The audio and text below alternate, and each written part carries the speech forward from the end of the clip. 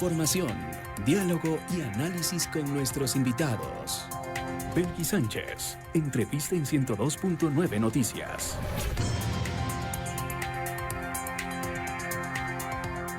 Son ya las 7 de la mañana con 22 minutos. Decíamos, el día de mañana, sábado 8 de marzo, se conmemora el Día Internacional de la Mujer. Vamos a dialogar sobre cómo llegamos a esta fecha en este 2025. Damos la más cordial bienvenida a Angélica Ortega. Ella es presidenta internacional de la Asociación de Mujeres Empresarias Líderes de América y el Caribe, AMELAC. Angélica, muy buenos días. Bienvenida. Le saluda Belkis Sánchez. ¿Qué tal, Belkis? Buenos días. Pues yo encantada de saludarlos desde México. Qué gusto tenerla con nosotros en esta conexión telemática, Angélica. Yo decía, para abordar el tema inherente a las mujeres, se conmemora el Día Internacional de la Mujer este 8 de marzo y preguntaba yo cómo llegamos este 2025 a esta conmemoración cuando la lucha ha sido permanente por la igualdad de derechos, por la igualdad en temas laborales, por ejemplo, por citar algunos. ¿Cuál es la mirada panorámica que tenemos a propósito de esta fecha en este año? Claro, bueno, pues muchas gracias por la pregunta. Creo que y ayer platicábamos justamente eso, a pesar de todos los intentos que se han hecho a nivel internacional, de todas las medidas legales incluso que se han tomado para procurar la igualdad, eh, debemos seguir trabajando cada una desde nuestras trincheras. Todos los intentos que se han hecho no son suficientes. Hoy en día seguimos frente a diversas causas de afectaciones por equidad de género, sobre todo en el ámbito laboral que comentabas en este momento. Es triste cómo ver todavía en Latinoamérica o que todavía en Latinoamérica hay muchas empresas que siguen no queriendo contratar a mujeres en cargos directivos por cuestión de género. Y que cuando estas mujeres llegan a esos cargos directivos, la brecha salarial es impresionante porque finalmente no ganan lo mismo que un hombre. Entonces, son puntos en los que debemos tener muchísima atención, en los que debemos crear no solamente políticas públicas, sino realmente concientizar a los empresarios que finalmente el mismo trabajo que va a desempeñar una mujer es el mismo trabajo que va a desempeñar un hombre y por lo tanto merecen tener salarios iguales. Pero esta brecha salarial creo que a pesar del siglo en el que estamos sigue siendo muy evidente. Las oportunidades indudablemente también de repente son mucho más complejas para mujeres. ¿Por qué? Pues porque existe la mala creencia de que como mujeres necesitamos atender familia, necesitamos hijos y no podemos hacernos cargo de un puesto al 100%, cuando esto no es totalmente cierto. Sabemos, y no me dejarás mentir, que las mujeres somos multitask. Entonces, pues, si estamos llegando a un cargo directivo es porque tenemos las capacidades para estar ahí y podemos no descuidar a la vez todo lo demás que tenemos en casa. Entonces, insisto, creo que además de políticas públicas, hay que trabajar mucho la parte de concientización, sobre todo al empresariado, que finalmente ellos son quienes toman la decisión de contratar o no a mujeres, sobre todo, insisto, en puestos de alta gerencia, que es donde se ha visto que no existe o que sigue existiendo más bien esta brecha salarial.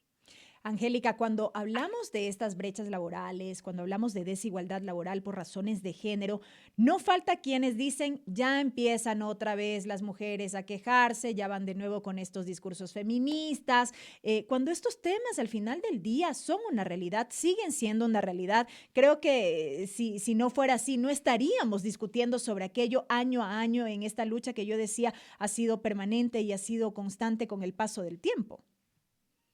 Totalmente, totalmente, desafortunadamente creo que se ha malinterpretado.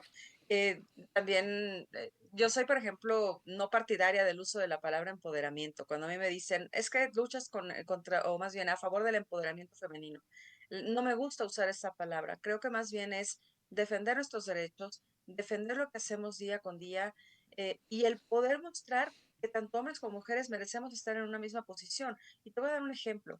De repente se toca mucho ese tema es que las mujeres quieren defender sus derechos, etcétera, etcétera. Sin embargo, a nivel mundial, sobre todo a nivel Latinoamérica, hay un gran porcentaje de hombres que también son hombres maltratados. Entonces, no es que queramos defender un punto de vulnerabilidad o no es que queramos iniciar, como dices, ¿no? Con movimientos, con hacer ruido, con cuestiones que no tienen sentido. Simplemente es tratar de mostrar esa equidad que merecemos tener simplemente como seres humanos. Y esto aplica tanto para hombres como para mujeres. Creo que todos cuando estamos en una situación de desventaja, lo que hacemos es luchar por nuestros derechos. Y es precisamente lo que conmemoramos el 8 de marzo. El hecho de que somos mujeres, de que pretendemos estar en posiciones de poder igual que un hombre, de que merecemos tener los mismos derechos que un hombre, y por eso es una fecha no para festejar, sino para conmemorar. Ujú. Bien entendido. Yo creo que ante todo es eso, una conmemoración bien entendida donde no dañemos, donde no afectemos los derechos de terceros. Recordemos que nuestro derecho termina donde inicia el de los demás. Entonces, en la medida que nosotros hagamos este levantamiento de voz de una manera adecuada, creo que merecemos ser escuchadas, merecemos que se sepa la realidad que estamos viviendo en Latinoamérica y merecemos que se nos tome en cuenta cada día con una mayor intensidad. Angélica, hace minutos usted hacía referencia de estos intentos permanentes, inclusive trasladados a medidas legales. Esto entendido como este trabajo a nivel de legislación que se hace en cada país precisamente para la garantía de estos derechos y para alcanzar esta igualdad. Y cuando hablamos sobre estos temas, cuando hablamos de la necesidad de impulsar y de aprobar leyes para la garantía de derechos, uno dice, ¿cómo es posible que en estos tiempos todavía tengamos que hacer uso de estos mecanismos que son legítimos, evidentemente, en cada país, pero ¿cómo es posible que para garantizar derechos todavía tengamos que echar mano justamente de que exista una ley para que estos se cumplan y para que estos sean efectivos? Pasa no solamente aquí en el Ecuador, sino también en los países que obviamente tienen este poder legislativo. Por supuesto. Y lo triste es que muchas veces esas políticas públicas se crean muchas de ellas son creadas por presión social y se quedan ahí, se quedan en el tintero. Muchas de ellas se establecen, se sugieren, se quedan ahí analizándose, nunca salen realmente a la luz. O si salen a la luz, realmente de repente cuesta mucho trabajo que estas políticas públicas sean aplicadas y que sean aplicadas de una manera adecuada. Y te voy a dar un ejemplo muy latente. Es una de las problemáticas más grandes que desafortunadamente vivimos en México y es la parte de los feminicidios. Costó mucho trabajo, muchos años de lucha, el hecho de que se considerara este delito por cuestión de género. Hoy en día ya lo tenemos legislado. Sin embargo, para que las autoridades realmente puedan considerar un hecho de este tipo y que lo puedan catalogar como un delito por cuestión de género, sigue costando realmente mucho trabajo. Hay Entonces, problemas en lo que cuanto a la luego, aplicación de la norma sobre la tipificación del por delito en supuesto, México. exactamente, la tipificación del delito como tal. Cuesta mucho trabajo, es muy, muy, muy delgadita esa línea para poder tipificarlo por cuestión de género. Creo que es por todos bien sabido, es una problemática acentuada en Latinoamérica, la parte de la delincuencia organizada. En México hoy en día lo tenemos mucho más acentuado. Y esa delgadita línea que existe entre poder tipificar un delito de este tipo a poderlo pasar por cuestión de género, donde por supuesto las sanciones serían totalmente diferentes.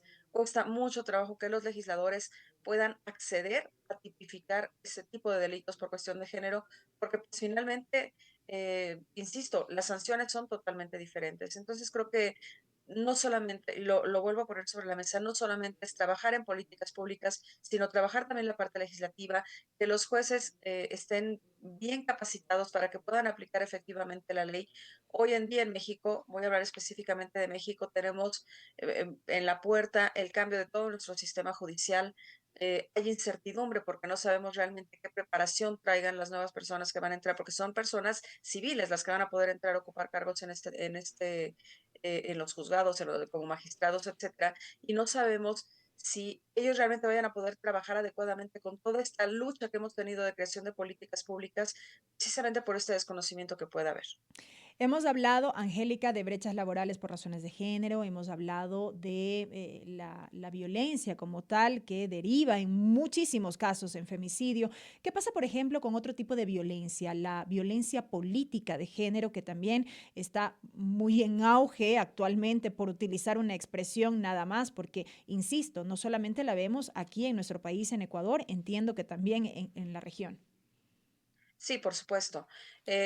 Debemos recordar eso. Yo creo que estamos inmersos en una serie de violaciones, de afectaciones, de violentaciones que no únicamente caen en la parte física, ¿no? De repente la malentendemos y pensamos que una mujer violentada es aquella que ha sido agredida únicamente de manera física, cuando no, cuando realmente existe una violentación desde lo emocional, económico. Por supuesto, la violencia política no la podemos dejar de lado. Muchas mujeres que no han podido ocupar ciertos cargos precisamente por razón de género o que cuando logran llegar a esos cargos son presionadas para que puedan dejar esa posición y se la dejen a otra persona. También hemos intentado hacer políticas públicas a este respecto. Sin embargo, pues bueno, eh, lo hablo desde el punto de vista personal, creo que de repente actuamos por miedo.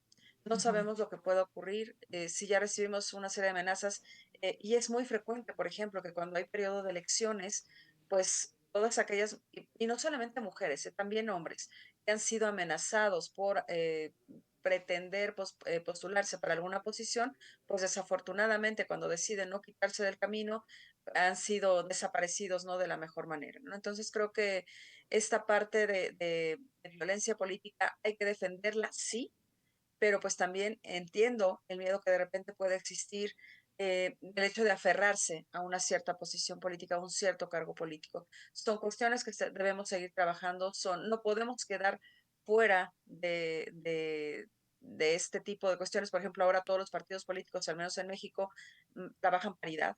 Es decir, tiene que haber Ujú. el mismo número de candidatos hombres que el mismo número de candidatas mujeres. Es algo que llegó para quedarse, es algo que se va a seguir implementando y en esa misma medida, pues debemos entender que deben de seguir existiendo perfiles políticos de mujeres y que también las mujeres tenemos derecho a llegar a esas posiciones y no sentirnos amenazadas, no sentir que tenemos esa presión para poder abandonar el derecho a adquirir ese cargo por cuestión de miedo. O sea, creo que el miedo no nos puede paralizar para este sentido. Ahora bien, Angélica, hemos abordado, digamos, la parte negativa, si se quiere, sobre lo cual todavía se lucha y se trabaja precisamente para erradicar temas de violencia, para erradicar estos temas de desigualdad en varios niveles y demás. ¿Hay algo positivo que podamos destacar precisamente de esta lucha a lo largo del tiempo? Por ejemplo, usted es presidenta de esta Asociación de Mujeres Empresarias Líderes de América y el Caribe, AMELAC. ¿Cuál es el trabajo que, por ejemplo, ustedes realizan desde su campo de acción en pro de las mujeres? Yo creo que la parte de profesionalización y la parte de desarrollo personal para después trasladarlo a la parte profesional. Siempre lo comento en estos espacios, soy una fiel creyente de que las mujeres en la medida que estemos bien por dentro, lo vamos a estar también por fuera y lo vamos a reflejar en el ámbito profesional. Entonces, creo que lo positivo es esto, realmente sí ha habido grandes avances, hay mayor participación de las mujeres, sobre todo, por ejemplo, ahorita que tocamos el tema en el ámbito del emprendimiento. Ujú. Si vemos la estadística de mujeres que emprenden hoy en día a la estadística de las mujeres que emprendían quizás hace 10 años, nos vamos a dar cuenta que el crecimiento ha sido abismal. Y nos vamos a dar cuenta que hace 10 años alguna mujer que decidía emprender un negocio, en menos de un año lo estaba cerrando. Cuando hemos hecho el estudio para saber por qué cerraban los negocios, generalmente nos topamos con problemas familiares, nos topamos con obstáculos que tienen desde casa para poder seguir con el emprendimiento. Desde que el esposo no las deja, los hijos no la dejan, le argumentan que no puede tener tiempo para atender todo. Y hoy en día, el porcentaje de mujeres que logran tener un negocio y que lo logran mantener de manera exitosa en un mayor porcentaje, el tiempo de vida de menos de un año se ha ido a 4 años. Claro, debemos seguir en la lucha, debemos Ujú. seguir pensando qué otras medidas podemos implementar. Hoy en día, por ejemplo, estamos llegando a países donde jamás pensamos que podíamos llegar y la respuesta que hemos tenido de las mujeres ha sido impresionante. Y doy el ejemplo, por ejemplo, doy el ejemplo de las mujeres cubanas. Las mujeres cubanas hoy en día están ávidas de conocimiento, están ávidas de poder aprender nuevas cosas para poder implementar en sus negocios. Yo creo que el reto más difícil que hemos tenido como MELAC ha sido el entrar a este tipo de países donde tienen una idiosincrasia, una cultura Ujú. totalmente diferente y donde las mujeres hoy en día están dispuestas a aprender lo que sea y creo que estamos basando todos nuestros esfuerzos en proteger a las mujeres en el sentido de la educación, en el sentido de la capacitación, porque creemos que en la medida que las mujeres tengan una mayor educación, que en la medida que las mujeres estén mayormente preparadas, van a hacer frente a cualquier situación de su vida. Y bueno, la parte de la violencia, cuando es una mujer o cuando esa violencia recae en una mujer que se ha preparado, en una mujer que sabe que no depende de un compañero para poder salir adelante o para poder sacar adelante a sus hijos, está del otro lado. Pero aquí me parece, Angélica, que hay que hacer una diferenciación que creo que es importante, porque cuando hablamos de emprendimientos no hay que desconocer que hay una realidad también de desempleo disfrazada de estos emprendimientos. Usted hacía referencia a estos emprendimientos traducidos como consolidación ya de negocios y demás, para lo cual evidentemente es importante todos estos temas de educación, de capacitación, pero hay esta otra realidad que no debe ser desconocida, que merece una puntual atención precisamente para que no se quede en eso. Totalmente.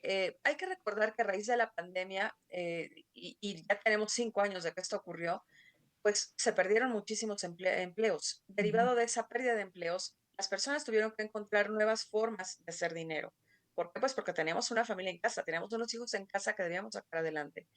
Efectivamente, hubo un boom de emprendimiento malentendido. ujú, Finalmente, esos emprendimientos malentendidos pues quedaron en el tintero, son negocios que no se desarrollaron más que de manera momentánea. Efectivamente, creo que también hay que poner mucha atención en ese emprendimiento malentendido porque hoy en día, y yo me atrevo a decir, en México existe un boom impresionante de sacar negocios por debajo de las piedras, pero realmente no se están haciendo a conciencia, no se están haciendo por la razón o la razón que debiera llevar a una persona hacia el emprendimiento. Entonces, creo que también sí, efectivamente es un punto que debemos considerar, es un punto que debemos trabajar, porque al ser negocios que han surgido de manera fugaz, ujú, pues también es cierto que estamos ante la presencia de una nueva problemática que es la ausencia de empleo formal. ujú. Entonces, algo también está pasando que está llevando a que las personas no puedan tener un empleo formal. Cuando las personas deciden poner un emprendimiento y se dan cuenta que las cosas no son tan fáciles como las piensan, pues deciden volver a regresar al ámbito laboral, pero nos damos cuenta que no existen ya determinadas plazas.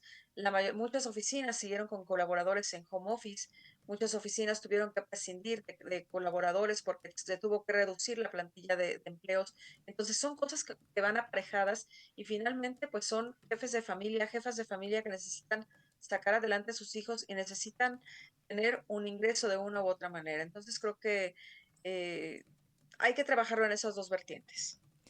Para finalizar entonces, Angélica, el llamado a los gobiernos de turno, a las autoridades para la generación de políticas públicas con este particular enfoque de género. Totalmente, totalmente, insisto, se han hecho esfuerzos, se están realizando políticas públicas, sin embargo, pues no podemos quedarnos estáticos. Cada vez tenemos que adecuarnos a la realidad del entorno, tenemos que adecuarnos a la realidad de cómo se van dando las cosas en los diferentes países y como autoridad tenemos que actuar en consecuencia. No podemos quedarnos estáticos, no podemos pensar que ya todo está dicho, que ya todo está sentado, que ya todo está escrito, cuando nos damos cuenta que día con día seguimos enfrentando situaciones derivadas de cuestión de género. Entonces, a seguir trabajando en políticas públicas, pero políticas públicas reales y Ujú. con una aplicación o una implementación también real. Y con el debido seguimiento precisamente. Angélica, muchísimas gracias por estos minutos, por este grato diálogo. Al contrario, Belkis, muchísimas gracias y un fuerte abrazo hasta Ecuador. Lo propio, Angélica Ortega, presidenta internacional de la Asociación de Mujeres Empresarias Líderes de América Latina y el Caribe, AMELAC, en diálogo con 102.9 Noticias, primera emisión. Son ya las 7 de la mañana con 41 minutos, amigos. Es tiempo de una pausa. No se vayan porque enseguida continuamos con más.